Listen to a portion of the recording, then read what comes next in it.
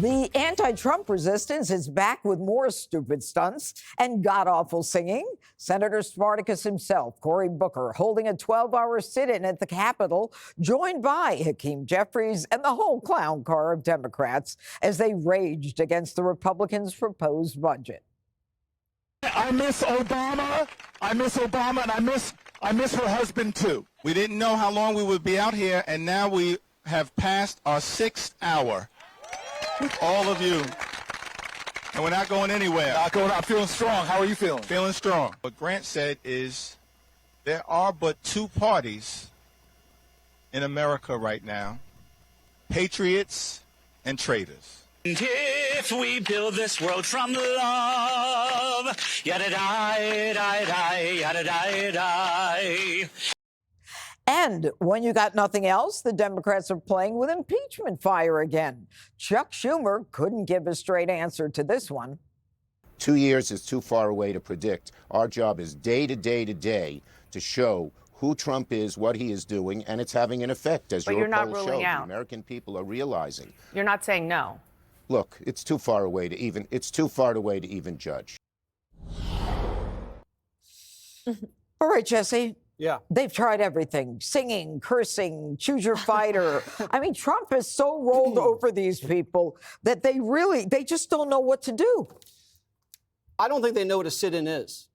A sit-in is when you virtuously, peacefully obstruct a public space and you risk a beating, you risk arrest. The civil rights sit-ins were at segregated lunch counters or department stores.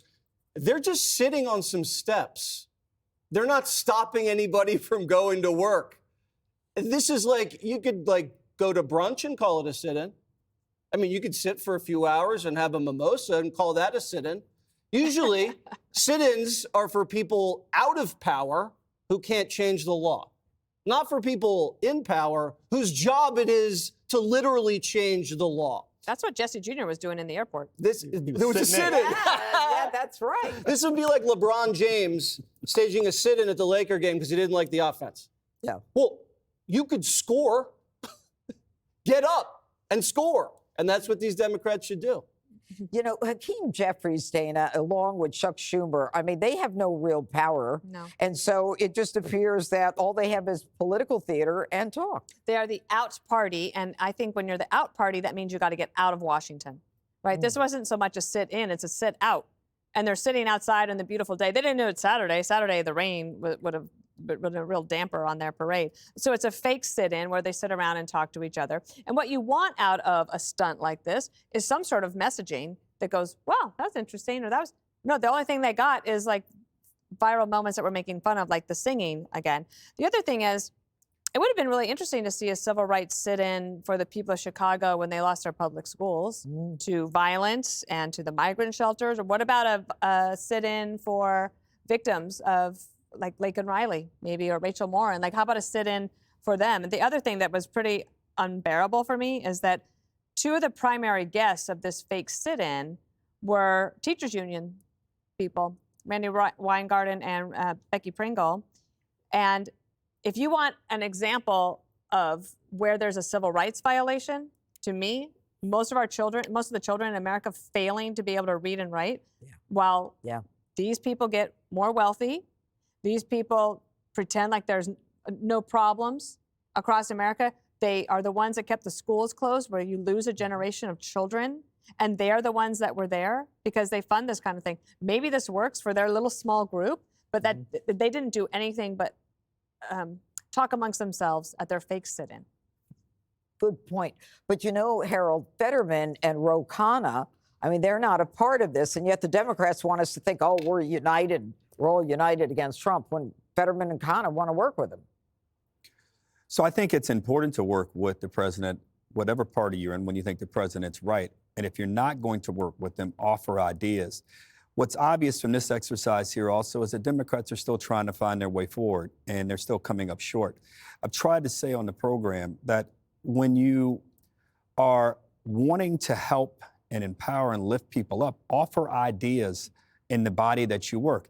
I'm disappointed that the Congress is not asserting itself and the Republicans are in the majority and they are really being muted. Democrats, what you should be doing is offering legislation that said that the first $50,000 of income for any American is tax-free.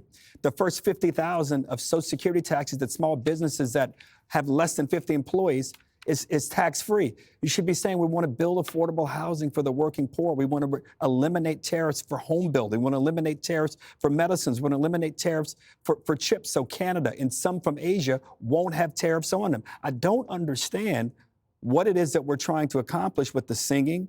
I don't understand what it is we're trying to accomplish. Jesse's right. For Jesse Waters, who's my pal, but listen to me, for him to have the right lecture on a sit-in to Democrats is a tall order. And frankly, it's saying to Democrats, we're not using not only these tactics, but we have very little substance as we're trying to find our way back. Dana said it. Why not say we're going to give $5,000 vouchers to parents in school districts where their kids aren't learning, to help them with tutoring and after-school programs? Why not talk about health care for everyday Americans who can't afford it? Offer these bills and make Republicans and Democrats vote on it.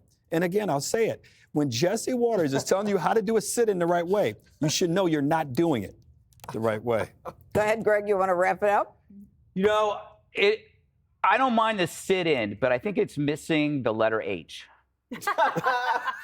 So I know the question is, why are they doing this? I think the better question is, how can they do this?